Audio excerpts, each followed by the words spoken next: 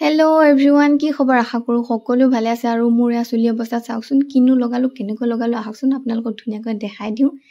এইফালে হৈছে জবা ফুলৰ গছ আৰু তলৰখিনি পুৰা খাই মেলি খতম কৰি থৈছে ছাগলী আৰু একদম পুৰা ওপৰত আছে এতিয়া। তথাপিও বাৰু মই ধুনীয়াকৈ ছিঙি ল'ম। এইফালে ফুল লৈছোঁ আৰু পাত ছিঙি ল'ম আৰু এইফালে এল'ভেৰা জেল ল'ম আৰু এই কাটা দেখিছেনে, মানে মই লগাই থাকোঁ আপোনালোকক সেইটো কাৰণে আজি দেখাওঁ বুলি ভাবিলোঁ।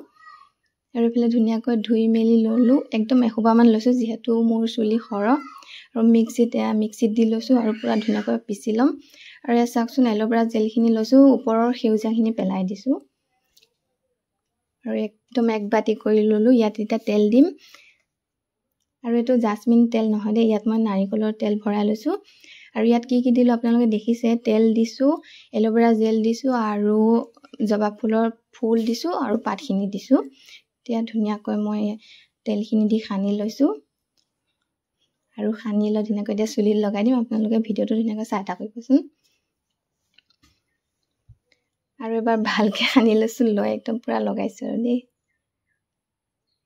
আৰু এডালো চুলি যাতে নাথাকে এনেকৈ ধুনীয়াকৈ লগাই দিছোঁ আৰু মই 1 ঘণ্টা এনেকৈ থৈ দিম।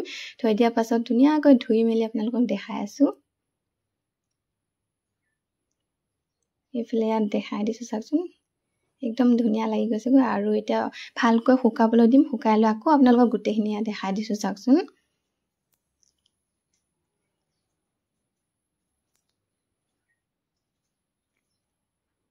এইফালে চাওকচোন, একদম ধুনীয়াকৈ শুকাই গ'ল। আৰু আজি ভিডিঅ'টো ইমানেই আছিল। ভাল লাগিলে লাইক কমেণ্ট শ্বেয়াৰ কৰি দিব যাতে বেলেগৰো অলপ কিবা সুবিধা হয়। আৰু যদি কোনোবাই নতুনকৈ চাই আছা মোৰ চেনেলটো প্লিজ ছাবস্ক্ৰাইব কৰি দিব। আজিলৈ বাই।